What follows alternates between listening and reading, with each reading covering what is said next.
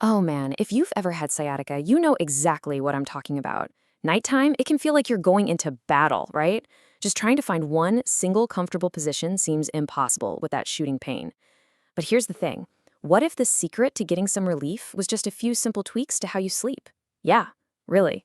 Let's get into it. So, why does it seem to get so much worse the second you get into bed? I mean, it's just so frustrating. You make it through the whole day, and then the place that's supposed to be for rest and recovery suddenly feels like a torture device. It's a super common question, and we are absolutely going to figure out why that happens. Okay, first things first, let's do a quick recap on what sciatica actually is. It's not really a condition on its own. It's more of a symptom. It's what happens when your sciatic nerve gets pinched or irritated. And this is a big deal because the sciatic nerve is the longest one in your entire body. That's why you get that classic, awful shooting pain that can go from your lower back, through your hip, and all the way down your leg. All right, here's what we've got on top. First, we'll talk about why sciatica is such a pain, literally, at night. Then we're jumping right into the good stuff. The best ways to sleep, what positions you should never use, some extra tips to help you out, and, super importantly, when you should probably see a doctor.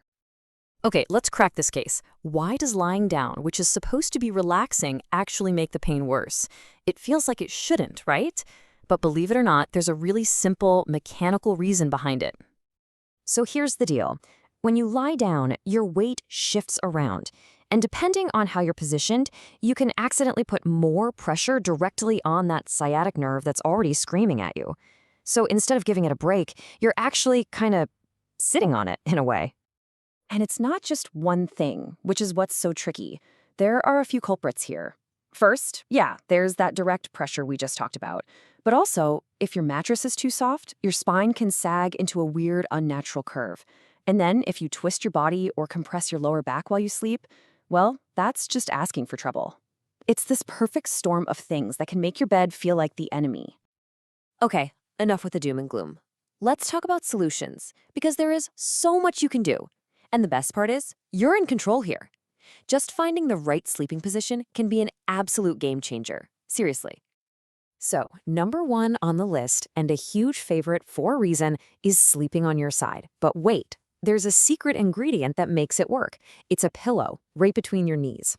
It sounds so simple, I know, but this little trick is what keeps your hips, pelvis, and spine all lined up perfectly.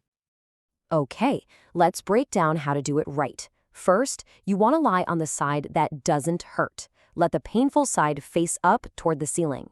Next, wedge a nice firm pillow between your knees. This is so important. It stops your top leg from pulling your spine out of alignment.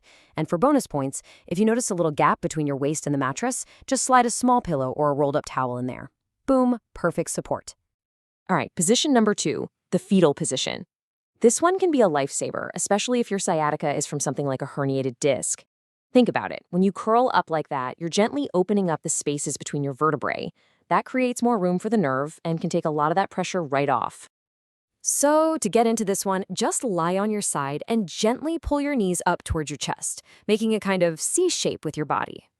The key word here is gently. You're not trying to fold yourself in half. And you guessed it, that pillow between the knees is still your best friend here. It helps keep everything stable and comfortable. Now, for all you back sleepers out there, don't worry, we haven't forgotten about you. You don't have to change a thing. Sleeping on your back is actually great because it spreads your weight out so evenly. There's just one little hack you need to know, and yep, it involves a pillow, but this time it's going under your knees. Here's how you do it. Just lie flat on your back. Then pop one or two pillows right under your knees. That little bit of lift does something amazing.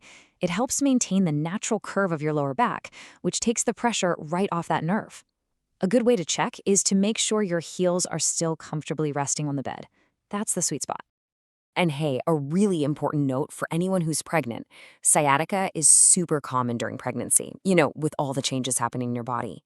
For you, sleeping on your side is what doctors recommend across the board. It's not just for the sciatica pain, it's also really important for promoting healthy blood flow to you and your baby.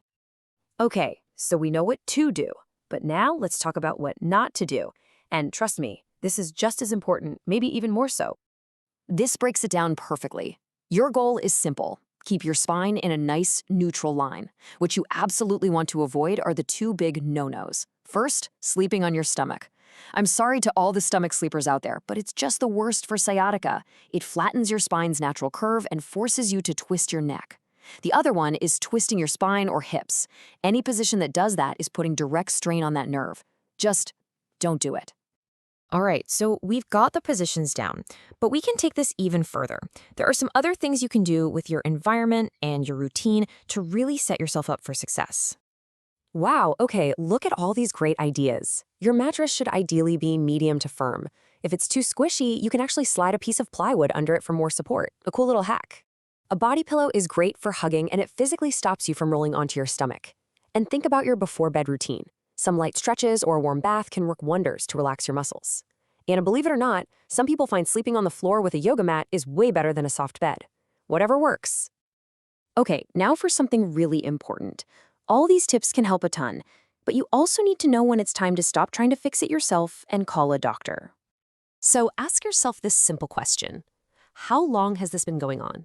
If the pain has been bad and it's lasted for more than a week with no signs of getting better, that's your cue. It's time to make an appointment. And definitely be on the lookout for these red flags. If the pain is actually getting worse, or if you feel any kind of numbness, tingling, or weakness in your leg, please do not wait. Those could be signs of something more serious going on with the nerve, and a doctor needs to take a look. So let's bring it all home. The biggest thing I want you to take away from this is that you are not helpless here. You don't just have to suffer through nighttime sciatica. Making these small, smart changes to how you sleep can make a huge, huge difference in your pain levels and, actually let you get some rest. We've gone over so much today, from the best positions to tips about your mattress, so I'm going to leave you with a challenge. Just one question. After everything you've just heard, what's the one thing you're going to try tonight to start taking back your sleep from sciatica?